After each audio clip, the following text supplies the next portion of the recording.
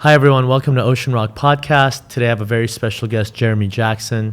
Jeremy has an esteemed career in acting. He started his career as a child actor in the show Baywatch, which was an international hit, with co-stars such as David Hasselhoff, Pamela Anderson, who happens to be somebody that I admired as a young teenager. I'm sure. Right?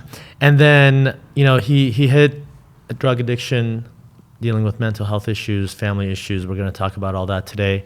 He recovered and he overcame that through his rehabilitation. And now he's a certified trainer, personal trainer, breathworks instructor, group counselor, and does so many different cool things with groups and individuals. And we want to learn more about that today. So without any further ado, welcome to the show, Jeremy. How you doing today? Awesome, brother. Thank you. Thank you for having me. It's been a pleasure working with you thus far and being a part of Ocean Rock.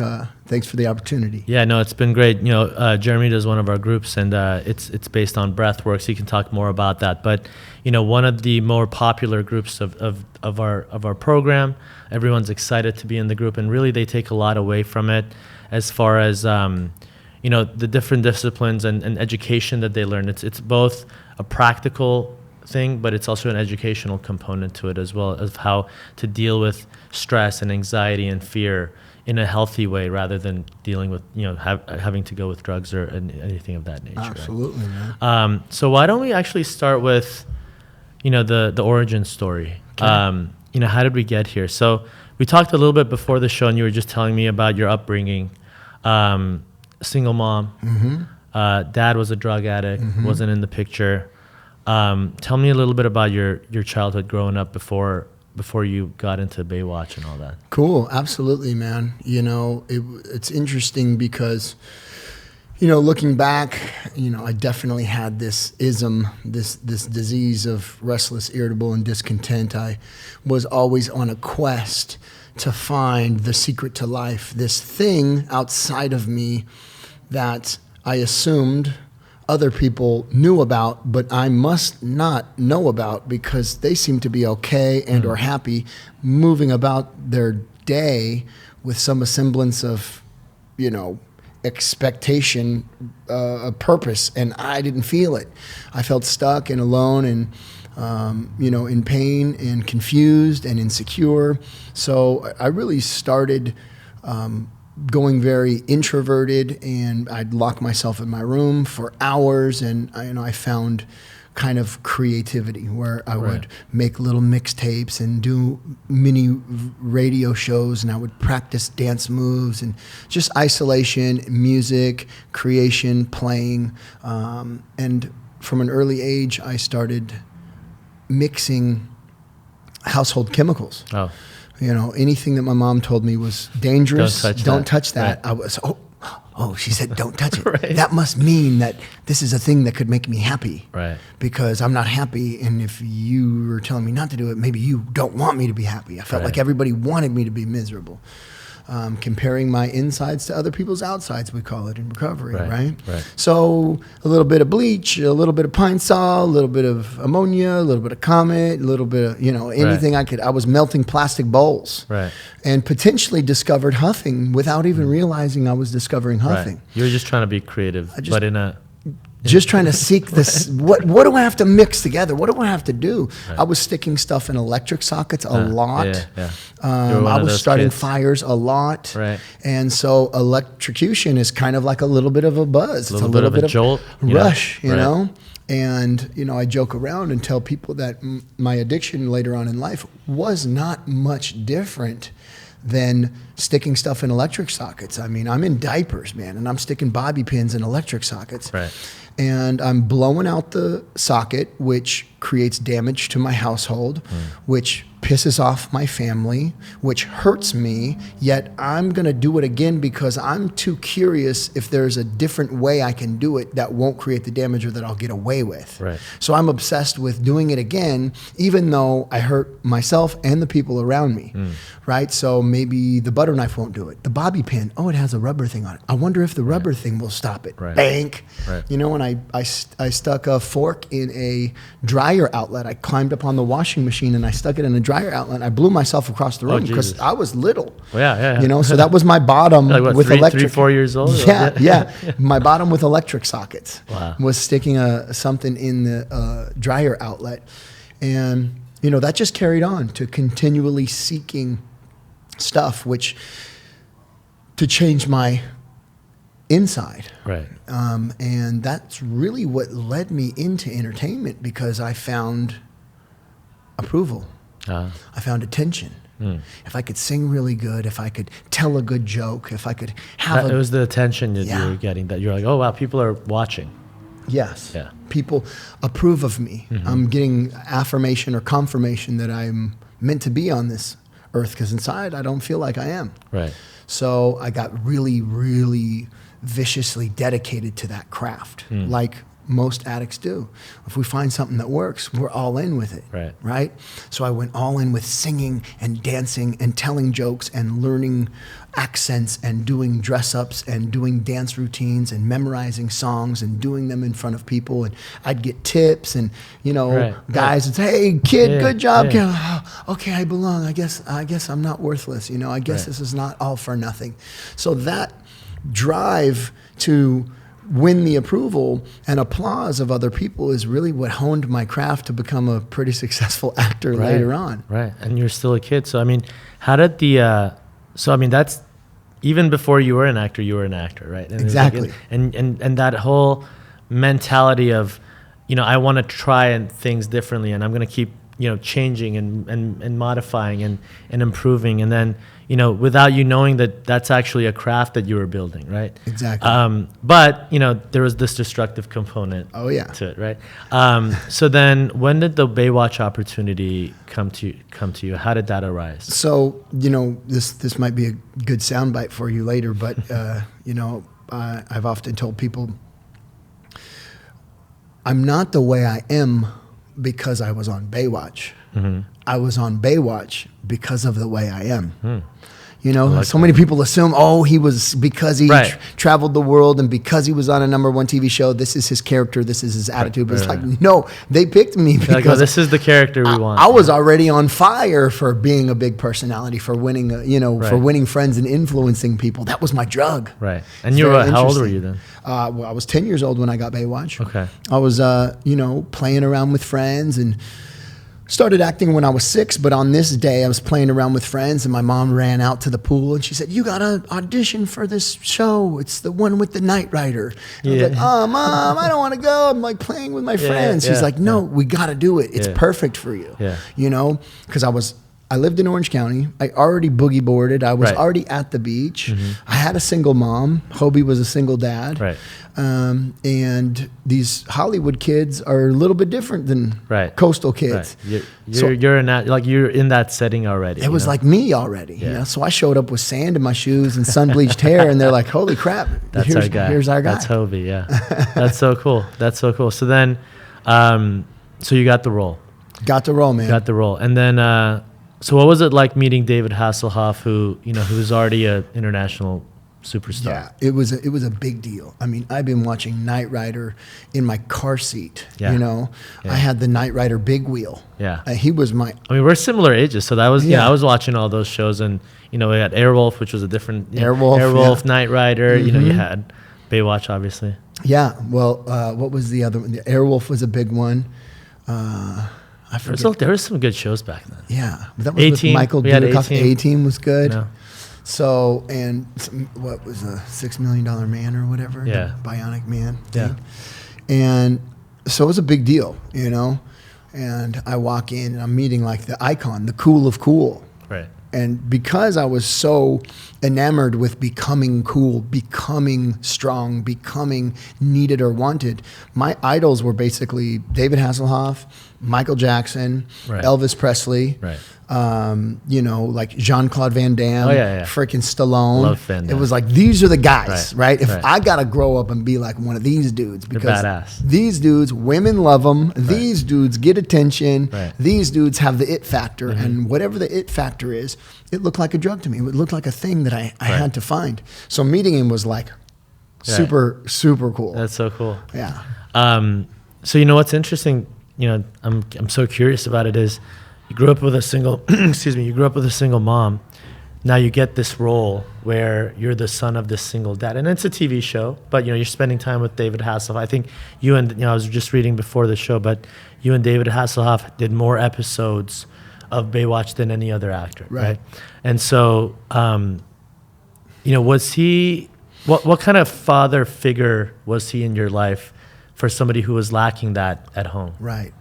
Well, being in Hollywood, I mean, it's that's. Hindsight's always 20/20, right? So I'm this ADHD, dyslexic, fatherless kid, super hyper. I mean, I was into everything. There wasn't anything out, I was everywhere all the time at the same time. Can't sit down. Need to hear everything, know everything, want to be included in every conversation. And he's like this early 30s superstar with adoring fans, women from Germany waiting on set just to sign an autograph, So he's hooking up with the hottest chicks and, he's having People magazine to come and interview him and stuff. And I'm like, hey, David, are you going to take me to surf? You're going to take me to surf? You promised to take me for a ride. I wanted to ride in his car. Like, I'm 10 years old. I want you to drive. He had a Porsche, the Fastback.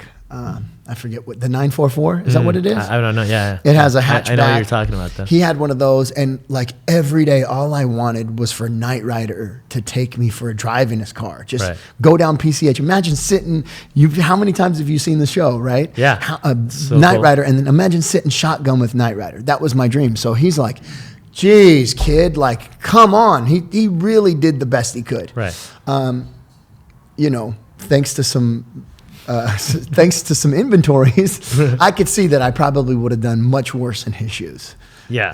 Yeah. Because later on when you're like, oh, okay, well, imagine me in my 30s with some kid. With all that stuff. All the attention, all the acclaim and all that. Needless to say, I cried a lot. He did his best. He broke my heart a lot. Right. And I often tell people he was, although I deeply, in my mind, marry my mom, be my dad. Right. Help me out of this fatherless life. We'll rule the world together. You're a star and I'll be a star and I'll do everything you do. And, I'll grow up in your footsteps. So that's what I'm hoping for. But, he was struggling with his own alcoholism back then. Right. He's doing fantastic now. We stay in touch all the time. Nice. Daily readings and all that stuff. He's been sober for a few years. It's beautiful to connect with him on that level. But at that time, I must have drove him nuts.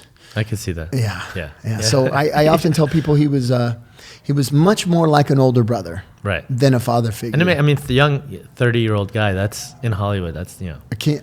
He's not trying to have a kid at that time. Yeah.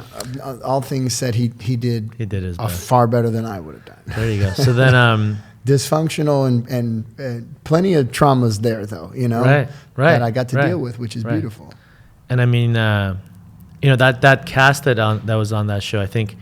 Once Pamela Anderson hit the show, it kind of took off to even another level, right? Absolutely. And for a while, she was I don't even know who's the equivalent of Pamela Anderson in our in today's day and age. Yeah, it's like, I guess it'd have to be like a Kardashian, maybe like Kim Kardashian or something, right? And like in her own way, it's totally different. But as in terms of like, this person who's just everyone is. As like visible, this as talked about. Yeah. As pined. I mean, if there was Instagram back then, she'd have 300 million followers, right? Type of thing. Exactly. So maybe Marilyn Monroe before her. Right. In every genre, you had somebody who was just this iconic figure, and she was that in that time period. So, as somebody who was watching the show and was not in that world, and it wasn't just me. I think a lot of people were just like their eyes were glued to the TV.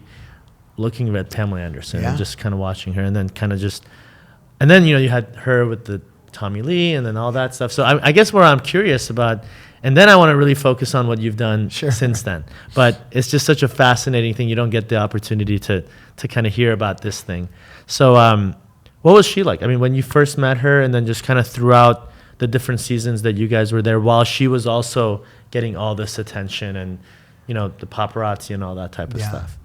I mean, if I had to kind of just sum it up, it's like, from my perspective and memories back then, she was so gentle, so authentic, so kind, and on a whirlwind of fame. I Right. mean, I don't know if you know much of the story, but she was just at a hockey game, and they put her on the Canada or jumbotron. something. Yeah, and they put her on the jumbotron, and like people just saw how beautiful she was in an audience. Right. And then she got to be like I think it was Labatt's beer or something. She was Right. like the beer girl. Right. And then I think. And then she went on Tim Allen's show. Tim Allen's show, right? The Tool Time Tool girl. Time, yeah, so yeah. they grabbed her, and then Playboy grabbed her, and then Right. or Playboy and then them or whatever. Right. And then we grabbed her, which was the role she was meant to be in. Right. So, I don't know what gosh, imagine Jeez. what was going on in her head and her life. Most she was in her 20s, right? So what was your age difference between the two of you? A good 10 years. 10 years, yeah. you So know? you were like in your teens and she was in her mid-20s or something. Yeah. I think when she came on the show, I was maybe 12 or 13. Okay. Yeah, and so she was like 23 or 2 or 4 or something like that. Right. So definitely big sister, but Right. but a sweet, kind, very. She's petite and she's skinny and she's very quiet and almost shy, but not just very quiet and super sweet. Invited us to, family dinners with her for like holidays. We hung out with her, out with her on Thanksgiving, and we hung out. I was kind of close with her brother Jerry, who looked almost exactly like her with curly blonde hair. Wow. It was a trip, Yeah. but the sweetest thing you ever met. And so, you had that whole life, right? That Another potential soundbite, which what people have been saying lately is that Baywatch was the live stream of the 90s. Before Instagram was Instagram, Baywatch was Instagram. Because you had to go on there to see the beauty and what was really cool and trending, what was hot. Right. Interesting, right? Yeah, it's so interesting because we didn't have social media back then. We did not. I think 2004 was when Facebook started. So that was, when did the show end? Do you remember? Well, it went through so many Not the different, changes, like the main, like you, David Hasselhoff, Pamela Anderson. Yeah, I think the main show to me it ended after, 2000. Oh, no. 98, I would think. Okay. 98. Yeah, so it was all before 99. social media, before, Oh, yeah. The phone took over. When you actually had to look at people, Yeah. And if you so, wanted to see that salacious sex appeal, that beautiful beaches and explosions or what have you. It was fun. I mean, it was a good, entertaining show. Yeah. It was a good entertaining show. You had all the eye candy. And the stories were interesting. I mean, there's always, you're saving somebody's life, That's right? why Europe ate it up so much because it's gloomy and you're at the beach, dreary over there. That's the whole Southern California vibe. I mean, we're in Orange County right now. We're in, Costa Mesa, Newport Beach area. And the whole world wants to be here. Exactly. Yeah. People talk about Hollywood, but this is the real gem in California. We've done a good job of selling that American dream. Right. And you grew up here, so that's, so I kind of wanted to now, okay, so you're this child actor. First of all, you're this young kid who's just crazy, not crazy in a, just but experimenting, crazy, doing all kinds of stuff. Then you get this job and it's this whole other level. You're getting money. But what's inside you, which we talked about earlier, you said there was something missing. And no matter what, you were trying to find the answer. You were trying to find that, whatever it was, to fill that void. And the question is, and the more you got, right? Because now you were saying the insides and the outsides, right? And now if you think about it, the whole world is looking as, oh man, look at this kid. Has it all. Young guy, good looking, surrounded by beautiful people, on this show, making money. I'm sure anyone your age at that time was envious of you, right? But how was it from your lens, looking out? Yeah.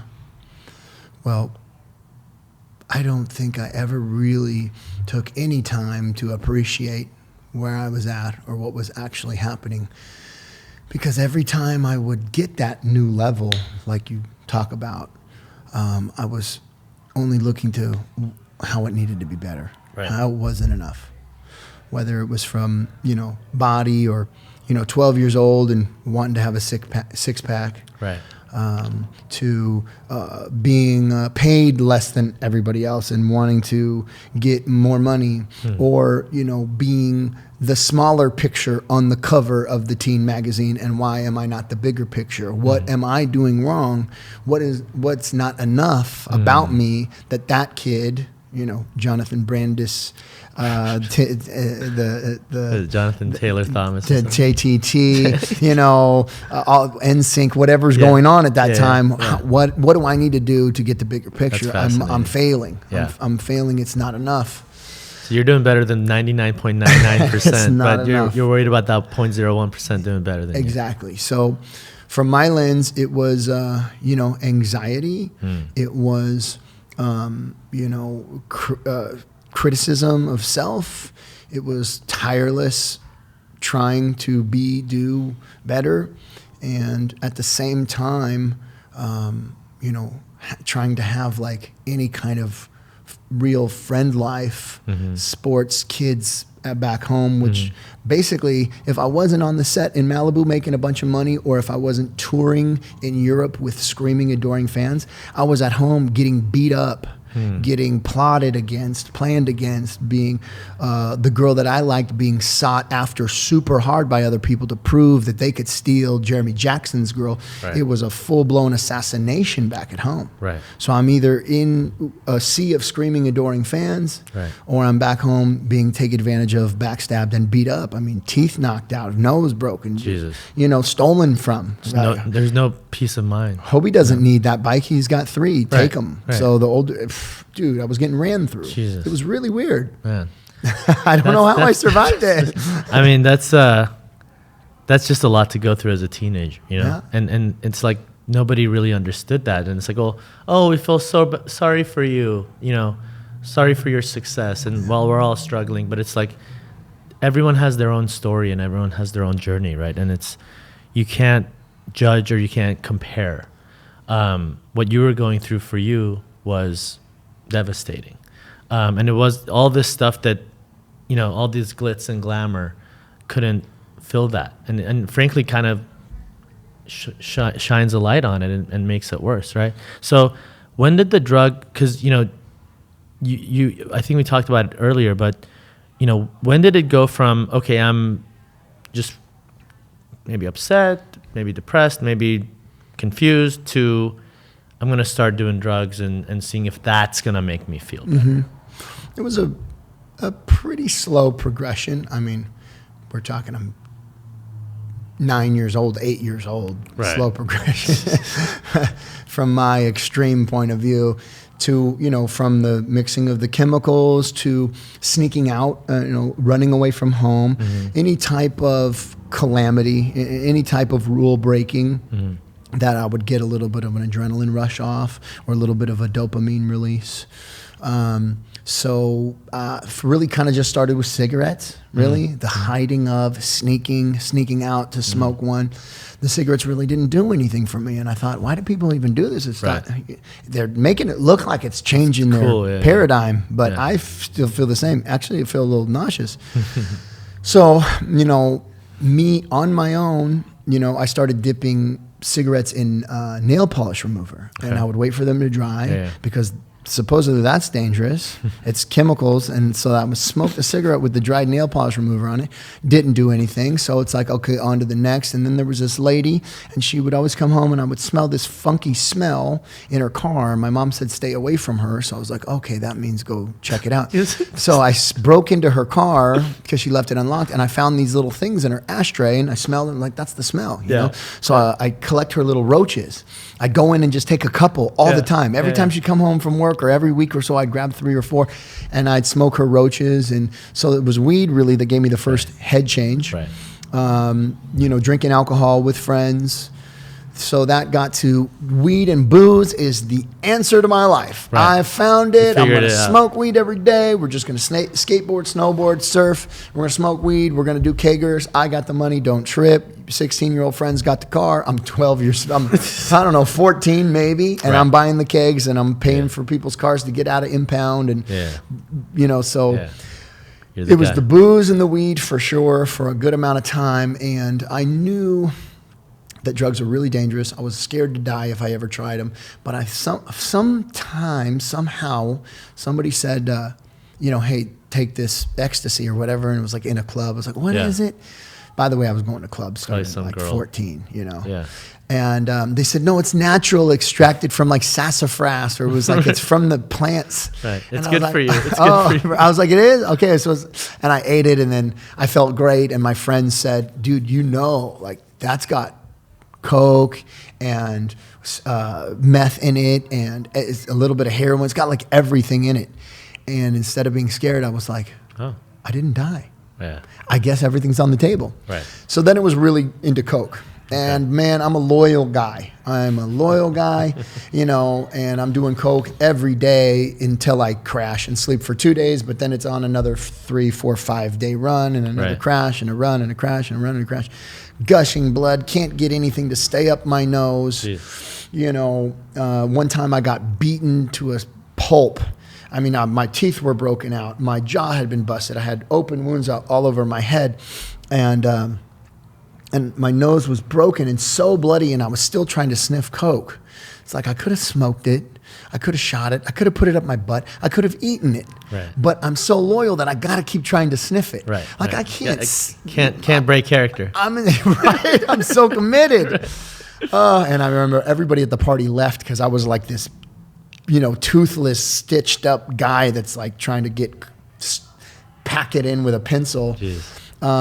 So that was like a 2-year run. Wow. 2-year run with Coke, occasional ecstasy, a few pain pills here and there, lots of booze. Booze and Coke went great together.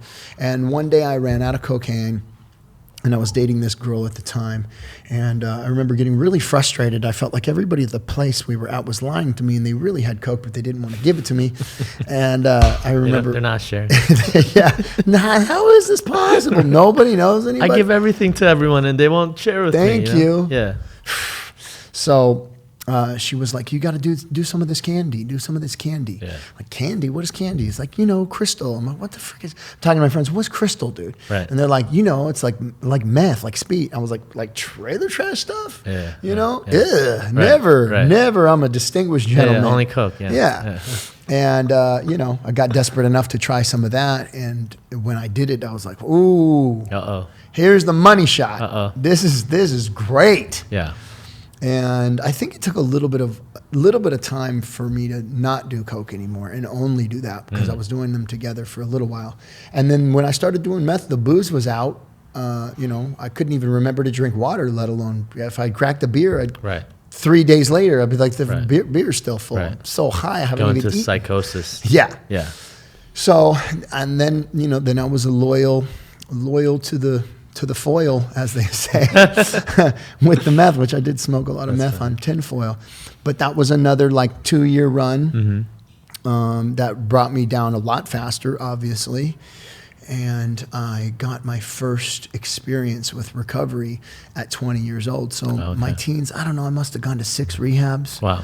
And this is while you're on the show, you're going to rehabs, trying to get your shit together. You don't want to lose your job. Yeah. Yeah. Every winter. So summer we filmed. And they knew that the cast knew that you were doing. No clue. No clue. So every winter I'd go off the rails. Right. And then, go to rehab for a little bit. Put myself back together, clean yourself up, show up, do my job, don't tell anybody, I won't do it anymore. Rinse and and do repeat. The same thing over and over again for years. Wow.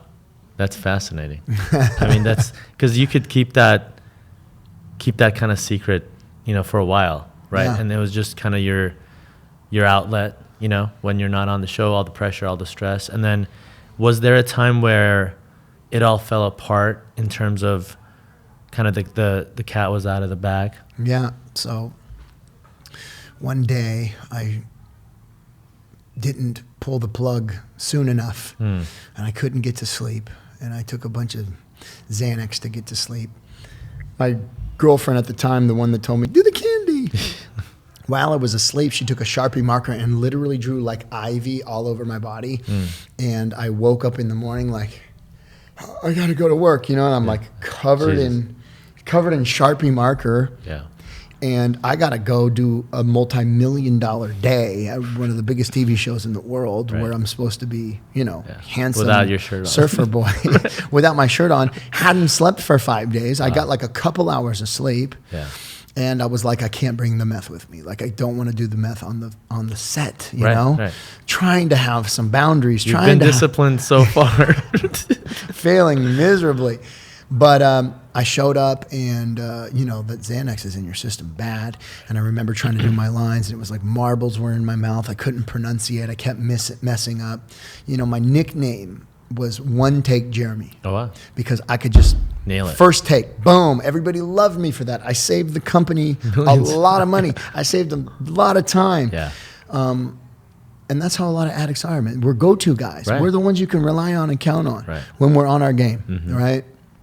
And today's the day that we're 10 takes in. And, pitiful and incomprehensible demoralization is setting in. Right. I'm realizing that the guy that can be relied on, the guy that prides himself on doing a good job, pronunciation, being on, can't pull it together. And David Hasselhoff, he pulled me aside and he goes, hey, man, he's like, are you smoking weed or something? What's going on?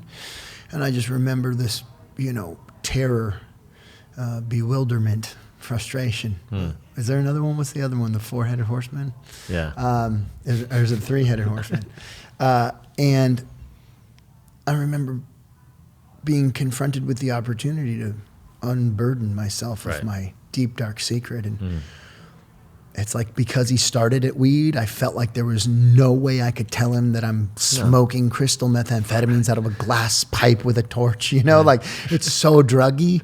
Like, nah, there's no way we're going to go from weed to that, and you're not going to call like a psychiatric evaluation team. Right. There's no, you're going to come in. Once he gave you that opening. If you would have said, like, are you drunk? Or I don't know, maybe if he's like, are you snorting coke? I would have said, no, it's actually meth. Right. But it's like weed. I can remember thinking, no, I'm not smoking weed, but that might help me right now. Right? And I'm what, 16? Yeah. No, 17? Yeah. 17. Yeah. So I didn't tell my secret, man. I did not air my laundry. I did not unburden myself. I did not ask for help. And instead of asking for help, I did what we do, which was get pissed and say, you know what? I don't need these people. I'm better than this show. You guys are starting to suck anyway. I've got these multi-million-dollar movie offers, and thanks for the ride. Literal middle finger in the air, F you to everybody on the set. Walked out on a half day. Wow. And just cost them however many hundreds of thousands. Sure. I don't know. Sure. They had to rewrite the script and just left the show. Yep, just left walked the show. Out the show. They had to like write some weird story that I went to visit my mom or something. Right. And I got off on that. I loved that. And then you just left and you kind of didn't answer your phone. A literal F you. Yep. Went dark. Cut them all off. Went dark. Wow. And that was in reaction to the shame. Exactly. And the exposure, even if it was just, hey, like, it's some weed, you could have maybe got away with that. Yeah. But you were like, fuck these guys. Right. The remonstrances of my friends terminated in a row. Wow.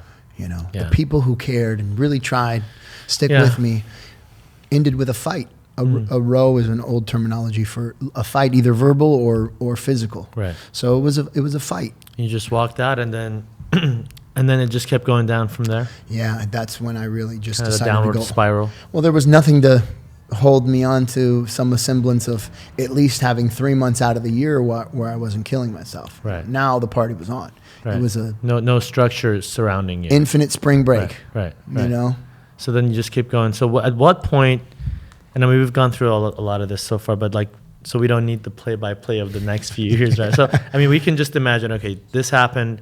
Downward spiral. Yeah. And people keep talking about rock bottom. I mean, did you have a rock bottom, or what was it? What were the factors in place that ultimately led you to that? I got to stop and I got to figure this thing out. I had many moments of clarity. Many times I told myself I'm going to stop. Many times I said, oh, I see where this is going. You can't keep doing this. I see the progression. You can't keep going. It only gets worse. I'll stop tomorrow. And then come 4 months later, oh, crap, I'm still doing it. I had a lot of those moments. I had a lot of bottoms, but there's a particular bottom that stands out. I quit Baywatch when I was about 17 or 18. 2 years later, the end of my run was sitting in a home of a, far more mature woman than me who had a kid who lived with her mother. And we were at her mother's house. I was there as in secret, like essentially living there without the lady knowing I was living there. And I remember looking out of the window that day and thinking, man, it's not working anymore. Like I'm not having fun. I'm not high. I can't get high. I have all the dope that I thought I needed, and I'm miserable. And I feel like something's going to happen today. I need something to happen today. And I walked out of the house, and the Newport Beach Police Department pulled up in vans with a helicopter and dudes jumping over fences with shotguns.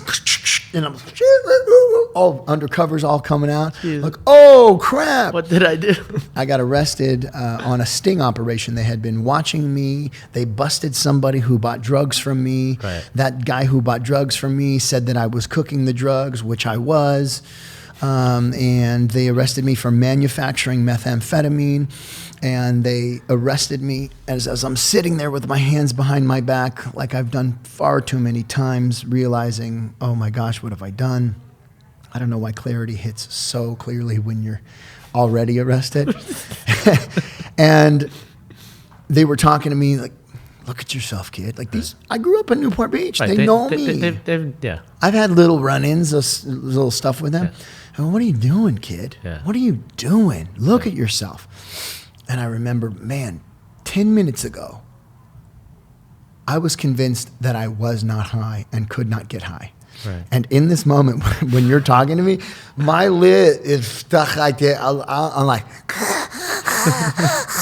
I'm so high. Like, I'm so messed up. Right. Like, I am so pale. I am so skinny. Right. I have scabs all over my face. Like, I am an urchin. I am a creature. I'm like thinking about it. These guys like, are looking at you like, what the hell's going on? Dude, I was going to choke on my own bone dry tongue. Wow.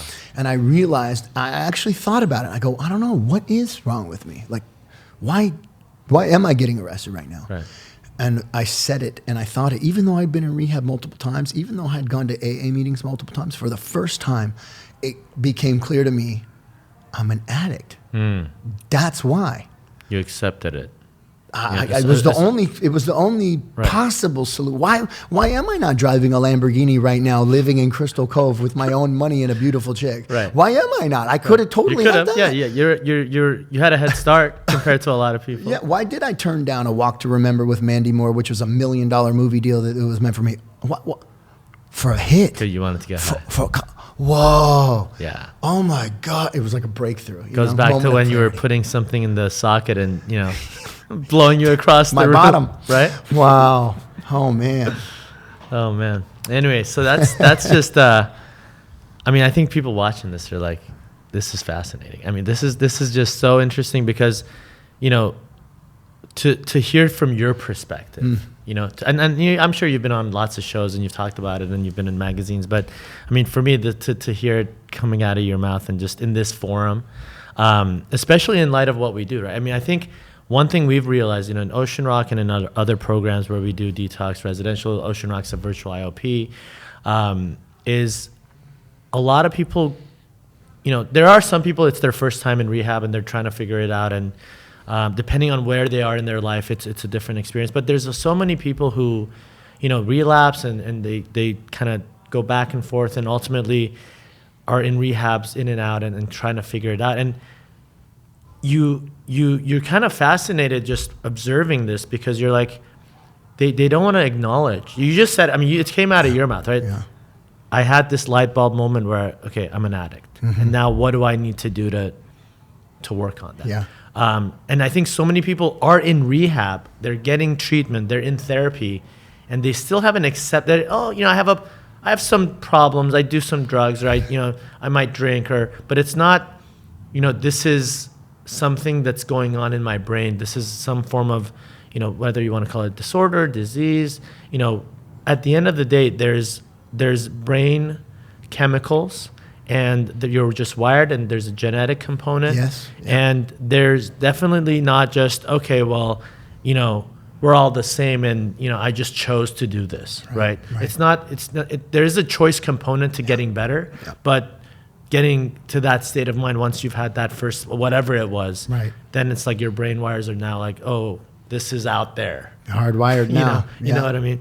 So, what I really want, the last like 10, 15 minutes, what I want to focus on is all the amazing things you've done since then. Especially in the last, I don't know how long it's been, 5-10 years now that you've been doing the breathworks, or how long have you been? 9. About 9, yeah. So the last 9 years, you've really, first of all, you turned it around for yourself, right? So you went to rehab, you started working on yourself. What was it? What type of program did you find, or what type of tools did you find that helped you overcome that addiction and put you in a state of recovery? Yeah. I love it, man. And thank you, for everything you do at Ocean Rock. And thank you for your beautiful perspective on this disorder, disease, and I'm in full agreement with everything you just said. This is an issue that's biological in nature, and you can't argue with biology. If you go out into the sun right now, no shirt on, covered in Crisco grease, and you just sit there, you're going to get a sunburn. Yes. It doesn't matter how many positive thoughts or how much you pray, right? And you can't, would you beat yourself up or curse yourself for a weakling because you got a sunburn? No, you would know that this happens unconsciously without your permission. Right. And you can't really explain it probably, but you just know it's a thing that happens if I go out in the sun. Right. So there's biological in nature disorder / disease / brain chemistry makeup. It's not a lack of willpower. It's not a lack of moral fortitude. Right. It's not a lack of anything. We're not bad people. Right. And if you were drowning in the middle of the ocean and there's one person next to you that seems to be swimming okay and your life's on the line, you're going to climb on top of that person in a state of panic and probably kill them. Right. Even though you would never want to kill somebody. Survival. And we're in that survival mechanism when we're doing drugs and we hurt people. Not because we like it, not because we planned on it, but because there's no other option when we're in that state. Right. When we're in that fight or flight, when we're in that addict gene, that dopamine cascade, we can't stop it. And I feel like a lot of people, they really beat themselves up over this and just assume, well, I must be a criminal. I guess I just should start robbing houses and stealing cars because something's fundamentally wrong with me. I'm a bad guy. That's why I've let my kids down. That's why I cheated on my wife. That's why it's like, no. Hurt people. Sick people. Do you beat yourself up if somebody catches a cold off you? No, it's contagious. I'm sick and it's coming out of me. So we're sick people, and yes, we're getting people sick. And you pass things on to your kids. Whether it's cancer or heart disease. Genetics, there's a lot of different addiction, diseases and predispositions. You can't blame yourself for that. No. So for you, well, what was the tool that you kind of the different tools and the different techniques that you're using to just, because it's a day-to-day thing, right? It's not something that you can take a day off. It's not something that you can, let me just have one drink and let's just see how things go. I don't know if that's the case for you. I've tried to say that. Right. I've heard it all. But what are you doing differently now that's putting you in this positive state of mind and keeping you away from the drugs and taming your addiction? Great, man. Let's begin with the end in mind. Let's go to the result, and then maybe we'll work our way back. Today, just for today, I believe that I have a job, and my job is to be of maximum use to another, and allow God to be in the driver's seat. 2 jobs: help other people, keep God in charge. Help other people, get God in charge. That's my goal. Maximum use to others and to God. And,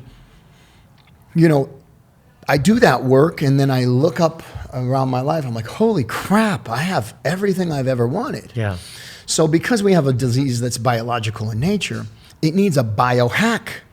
We've got to hack the dopamine thing that's trying to kill us, and we got to release serotonin. If I'm running on serotonin, serotonin is my tribal mentality, pack mind, collective conscious. Yeah. What's good for the goose is good for the gander. What's good for the group, what's good for me is good for the group. What's good for the group is good for me. Everybody's got to win. Yeah. It can't hurt anybody. And I need that safety, that trust hormone flowing through my body. Otherwise, I'm going to get into the dopamine. So we got this downward spiral of anxiety or fear or need and want or, opinions and gossip or whatever the negative stuff. And then you got this upward spiral over here. And because I have this biological gene that I'm going to be a fighter, I can't not fight. It's Right. what I was born to do. Right. So I get to pick a fight now. Right. I get to pick a fight, and I'm not going to worry about this. I'm going to be pro versus anti. I'm going to be for versus against. So I'm not against addiction, and I'm not anti anxiety. Right. I'm just for recovery, and I'm pro peace. Right. I'm not. I don't hate anybody for being full of hate. I'm just pro love. Let's just get it more into love. Let's get more into hope. Let's get more into peace. Let's get more into supporting one another. Let's get more into letting go. Right. And in the letting go, all of a sudden I have. Right. And in the hunting peace, all of a sudden I have. Giving it away, giving it away, giving it away. So that's the end result. The breath work, huge. I love that. Paradigm Yeah. shifter. Holy Game stuff. changer. Holy stuff, man. Yeah. Wow. Tell us about that. Well, it's a consciousness expander. Breathing just on its own really connects to the vagus nerve. Vagus nerve, after the word vagrant, it meanders through your body. It's in your gut. It's in your lung. And it's really connected to your nervous system, your central nervous system. So another biohack. I got to get out of this fight or flight. I've got to get out of this reptilian mind, this monkey mind, primal, eat, kill, sex, food, sleep. Right. That's not enough. Your lower level thinking. Lower level thinking. I've got to feel. I gotta have a clearer thought. I got to get into some authentic self, some real truth, man. I don't know. Maybe it's Mother Nature. Maybe it's the beauty of a wave or a dolphin. Right. Maybe it's God consciousness. Maybe it's, hey, you just realize you're not in danger. You're safe. Right. So just the breathing will do that. It'll introduce you to a new experience. The old me does the old stuff. The old thoughts create the same feelings. And if I'm dragging my familiar past into my present moment, then my present moment is sure to become my foreseeable future. Oh, here's the loop everybody's talking about. Right. I can't be in that The loop. negative loop. I need to break that loop, man. Right. So the breath work is a shifter. It helps you get into the moment. It's a meditative component. Absolutely. Yeah. And breath, life force energy, prana. There's all kinds of different names for it. Spiritus, which is breath, which is spirit. Yeah. It's like, oh my gosh, I'm coming into community with myself, with God, with others, with breath. I'm coming into community with breath. The simplest thing, it's in front of your mouth all day long. Right. Literally, the answers have been in front of your face all the time. Right. So it's simple. I love it. It's I love beautiful. it. It's impactful. It's so important, that tool and that technique that you are so familiar with, that you're sharing with other people, that you're allowing them to observe and learn from you. Such a gift. It's such a huge game changer, and just something that you've done that has changed a lot of people's lives. And I really want to congratulate you for doing that. That's awesome. One last thing I kind of want to talk about, because I didn't even know the depths of it until we talked a little bit earlier. But you're doing these, men's retreats. Yeah. And there's something you just said, about an hour ago to me that resonated with me at a deep level. And I don't even know if you could see that it did at that moment. But I've been thinking about it for the whole hour. And I don't remember. I want to hear it again, and I want to have it on tape so I can go back and listen to it. But you said, as men, we've lost a lot, not everyone, but a lot of us have lost some of that masculine energy. You said it way better than me, so I'm going to kind of allude to you. But what is this men's group? What is this men's retreat? And what is the objective? Cool. So, I I've been blessed, man. I told you I got into the work of just being pro and being for. And I knew that if I put the work first, if I put the mission first, if I did my own healing, if I believed and I demonstrated, believe, demonstrate, live it, be it, see it, feel it, love it, fall in love with it, other people are going to want it. Right. And so, yes, it was rehabs for 2 years. And then I decided, you know what, I want to go further. And literally within a couple days, I got a phone call. Do you want to come out to Costa Rica? Nice. Are you kidding me? I just put a picture up of palm trees on my freaking vision board. Manifest. And here it is. There you go. You know, and so the Balanced Man Retreat, it's the balancedman.life is our website, thebalancedman.life. It's a men's healing retreat. Our tagline is freedom through discipline. And we do all kinds of fun stuff, from riding ATVs to intuitive bow and arrows to intuitive bow shooting to waterfall hikes, surfing, Krav Maga, jiu-jitsu, boxing, and we do a lot of meditations, sound baths, cacao ceremonies. We do a lot of lectures and sit downs, and there's a lot of stoicism and stoic principles and philosophies that we talk about, and some healing groups and ceremonies that we do. But it's really about restoring that masculine strength to be a man of action, not a man of reaction. Action always beats reaction. And if I'm waiting, right? If I'm waiting around to react to life, I'm late. You know, you got to be a man of action. And what you were talking about earlier, I believe, is that you know, so many men out there think being masculine means being mean or rigid, but the flexible outlasts the rigid, right? And the soft overcomes the strong. Right. So it's not about being stern. It's not about being nice. Right. Nice, the word nice, so comes from the Latin root word nicete, which means naive. So there's a difference between knowing your inner truth and being firm in your resolve, being clear and confident in what's going on, and helping lead people to a bigger, better, brighter tomorrow, truth, success. To be, you know, being a leader is inspiring people, right? Not scolding and forcing people to do it your way. That's actually not masculine energy at all. That's feminine energy. You know, so it's about action, and it's about honing and forging stronger men, more confident men, more clear and decisive men. And it's been an amazing experience. We dig deep into fears, and you know, when you get into that root fear, much of the character defects disappear, because we think we're afraid of not having enough money, but we're really afraid of not having enough money because if we don't have enough money, we can't provide for our family, and we're scared not to provide for our family because if we can't provide for our family, that means we're not worthy, and we're scared if we're not worthy, then there's no purpose to life, and if there's no purpose to life, I'm scared I might kill myself, and I'm scared I might kill myself because if I kill myself, I'm scared there's no God, and right? So. It's that loop. Let's address the underlying fear of not being enough and that there's no purpose to life. You got to find that, you got to believe, you got to activate your belief in life and your belief in your worth. And guess what? You won't be worried about making money anymore. Go to that root cause and then, you know, go from there. Let's get down to the real stuff, you know? And one other thing you said earlier, which I want you to say on the show, it was the loop. You were talking about the loop. So we've employed a lot of beautiful lessons and practices from many different modalities, from Stoicism to Taoism and Christianity. And the Navy SEALs have a term called the OODA loop. OODA loop. Observe, O, D, decide, A, act. Observe, decide, and act, and then do it again. Got it. Observe, decide, react. So scan the situation, decide exactly what you're going to do, and then take action.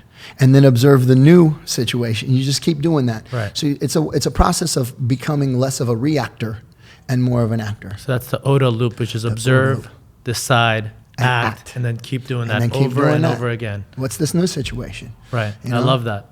That really resonates with me, because I think that, glad you like it. You know, as somebody who, I'm a businessman and we have different businesses. As a father, who has 3 kids, as a husband, all these different kind of roles that I play, that resonates with me because the second that you overthink, the second that you pause, the second that you question yourself, and you allow the thoughts to overcome and then you delay, then sometimes it becomes too late and sometimes the damage keeps getting worse and worse, right?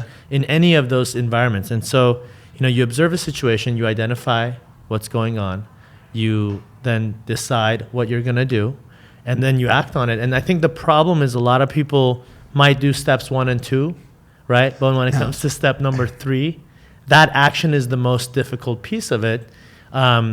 Because, well, what if I make this person upset? Or what if something happens? You're thinking about all the potential consequences and the discomfort in action. Yeah. There's discomfort in action. Yes. Because if you're here and you want to be here, you must jump. And there's all this in-between stuff that's going to happen, but you're never going to get over here if you don't jump. But it'll be okay. You don't worry about the landing before you jump. You have to jump. Right. So we're here to make quantum leaps. We're here to make big leaps. And a quantum leap is always into the unknown. Right. Because if you always just do the known, you're going to stay in the same place because it's what you know. Right. But we're here to go a little further and beyond what we've previously experienced into something beyond the other side of that curtain, which is bigger and better, just waiting for us all the time. I love it. Jeremy. Yeah, buddy. There you go. Thank you. Everyone, I think this was one of the most interesting podcasts we've done. One of the most, I look at these as discussions, right? These are discussions, and I always try to find interesting people who have something to share, but who also, in addition to having that story, have developed these tools and are now sharing those tools with people. And I think if you're watching this, there's a lot you could learn from Jeremy. If you're interested to learn more about our program, or if you're interested to learn more about what Jeremy does, you can check out the show. We'll have different links. Thank you. And again, thanks for coming out, and it was my pleasure. You, bro. If I can't give it away, I can't keep it. So this is a beautiful opportunity. There you go. Thank you. Peace.